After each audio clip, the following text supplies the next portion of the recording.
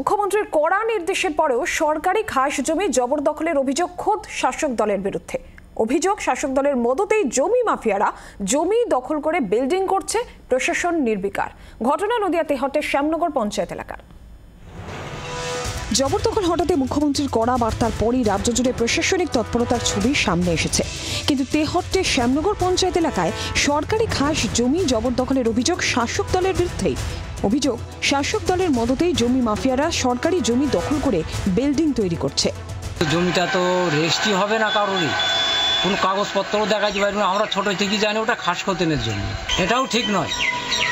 যার ক্ষমতা আছে তারা সেই ক্ষমতার বলে এইবার ঘর বাড়ি তৈরি করে আবার জায়গাটা অন্য কাউকে একটা বিক্রি দিয়ে দেবে। স্থানীয় পঞ্চায়েত প্রধান স্বয়ং বলছেন, প্রশাসনিক আধিকারিকেরা বিষয়টি জানলেও কোনো পদক্ষেপ করা হয়নি। আমাদের কিছু গ্রামের লোকজন অবজেকশন দেয় প্রধানকে, ঠিক আছে, সেই হিসেবে আমরা বিডিও, এসডিও, পিএলআরও সাহেবকে জানাই এপ্রিল মাসে, এবং তারা কোনো পদক্ষেপ নেয়নি।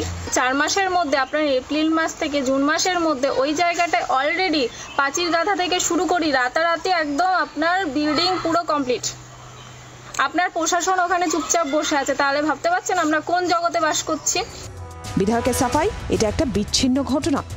শুধু আশা করি একটা বিচ্ছিন্ন ঘটনা, এবং এখানে দলগত কোনো বিষয় নেই। আমরা দল থেকে এটা কোনোদিন সমর্থন করব না, তার কারণ এটা বেআইনি। তেহট্ট 1 ব্লক ভূমি ও ভূমি রাজস্ব দপ্তর সূত্রে খবর, তদন্ত করে তেহট্ট থানায় 4 জনের বিরুদ্ধে মামলা দায়ের করা হয়েছে। অনুপ দাসের রিপোর্ট, জি 24 ঘন্টা।